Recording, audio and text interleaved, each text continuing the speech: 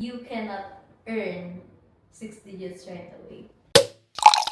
Kwentuhan with Amplify Media. Hi guys, my name is Kane Angelo Maglanok. I am the multimedia editor of Amplify Media. And my name is Phoebe Abuan. I'm also one of the multimedia editors of Amplify Media. And I am Daph, the social media manager of Amplify Media. And I am Kat, the founder and the digital marketing specialist of Amplify Media. Okay, so paano? Like, parang feel ko tuloy, na-scam ako. Bakit? Na-scam ako sa sa mga, tawag neto, sa mga parang gurus. Gurus sa social media. Okay. Like, sinasabi nila na, basta basta natapos mo tong course na to, pwede ka nang mag-SMM, pwede ka nang may mga mag-VA, ganon. ganyan. And then, basta makakuha ka lang ng good client, mag-earn ka agad ng 6 digit. Ganun. Tapos, then I realized na, hindi pala ganun kadali. And hindi talaga siya nag-work kaagad. Hindi pala siya Kasi ganun. maraming factor to make that sale. Portfolio, systems mo. Hindi lang pala basta skills mo. nakapasa ka doon sa sinasabi nilang course. Possible siya. It takes time. Diba? Oo. And parang misleading din yun sa part na Kasi sasabihin nga, nila. yun yung way nila para mabenta. Yeah, marketing strategy. Oo. Parang i-hook ka lang nila para mag-go ka sa kanila. Para i-go mo yung course nila, something ganun.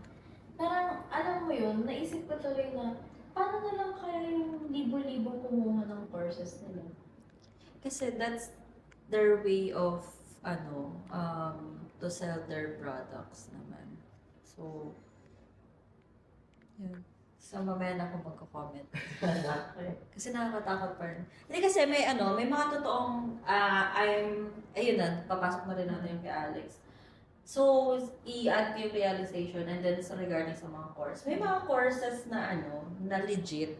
Kasi, one of my biggest investment din para sa sarili ko is to, nag-invest ako sa course, nag-invest ako sa coach. Kasi, that's your way na parang ma-shortcut yung mga bagay-bagay. Like, for example,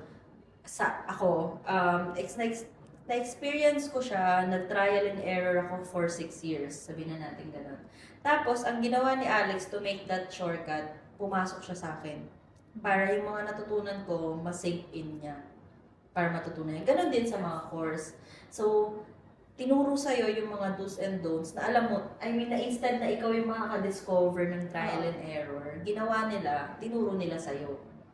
Yun lang. Ang mali lang nila doon, for me, yung may over-promising na 6 digits. over-promising. Lalo yung pinalabas ng isang segment sa isang TV channel. Na, Grabe yung sinabi nila. Yun nga, yung sinasabi nila, 6 digits right away. Agad. And meron pa yung sasabihin nila na in just 2 weeks or in just 1 month. Parang pero ganun. hindi nila Oo. naturo kung paano mag-lead generation. Tama. Yeah. Oo, hindi nila Okay. sinabi kung paano yun.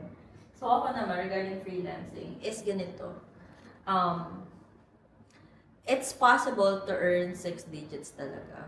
But may kapalit siya. Hindi magbibigay, parang ganito lang yan eh.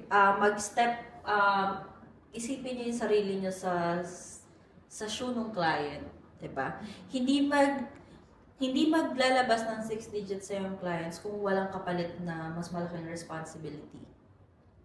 Kunwari, True. 'di ba? Totoo. 'Di ba like kayo na lang din, sabihin niyo pa nagbe-business kayo, bakit ka mag-i-invest ng 100,000 kung ang ibibigay mo sa akin halagang 20,000? Yeah. 'Di ba? So, kaya ang ko dyan, quote and quote ko is, if you want to earn more, you have to do more. Hindi naman do more na work more talaga. Which is malaking responsibilidad dapat. Ganon. Kaya ako binuild yung Amplify kasi hindi ko kaya mag-isa yung responsibilidad na yon. To earn ako ng ganun kalaki, dapat may katuwang ako sa ibang responsibilidad. You should invest. Oo, yun. So, yun ang aking realization. For me naman, my biggest realization in freelancing. Freelancing is more than Click-click just the click lang. Like, nakabantay ka lang sa laptop mo all day doing nothing, like waiting for clients lang. Misleading din. Yeah, freelancing is more than just that. Kasi you'll have to do like the same same jobs na corporate jobs have. And you also have to work 9 hours ba? No. You have to work 24/7. Joke. Oo, depende sa bigat ng responsibility. Like, Yeah, it's almost the same as a 9 to 5 eh. It's it's Ano? more than that. Kasi like, for example, yung freelance na web design. Sabihin mo, web developer ka. Sabihin mo na, freelancing siya. Anytime, kailangan mo siyang gawin, di ba?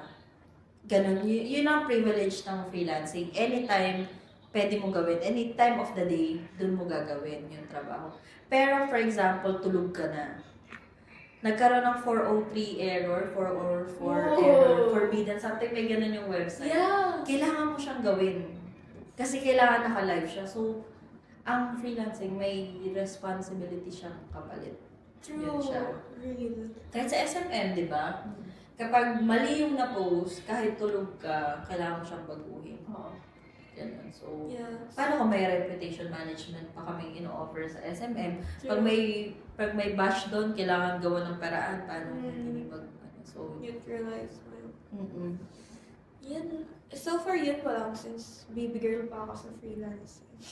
KK. Ang na-realize ko sa freelancing, no one starts as a pro eh.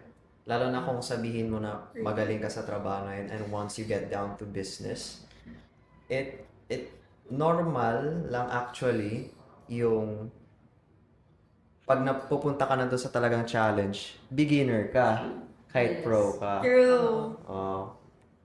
Di ko na. Yun lang. Tapos, ayun, yun, naranasan ko siya actually when I started working here. Nakambang ka. Na-humble ako actually. At saka, hindi lang yun eh. Actually, it's a good feeling na nakikita ko na nagkakamali ako because like, na-improve ko siya eh. Nahahasa ko siya. Marami akong napag-aaralan. Because like, working is a word, but learning every day is another na naman yan eh. You never stop learning talaga eh. Lalo na, Yes. you graduated, working, you never stop learning talaga, and that's the fruit of, as a freelancer. Kaya rin yung mga iba, hindi sila nag-grow kung sino man sila. Kasi kapag pinansin yung mistakes nila or may part na improvement na kailangan nila improve, hindi nila tinatanggap sa sarili Yes, nila. they're not open to Oo. constructive. So, kaya nga parang sinasabi din na mistake is a new space for improvement Yes, siya, diba? real. So,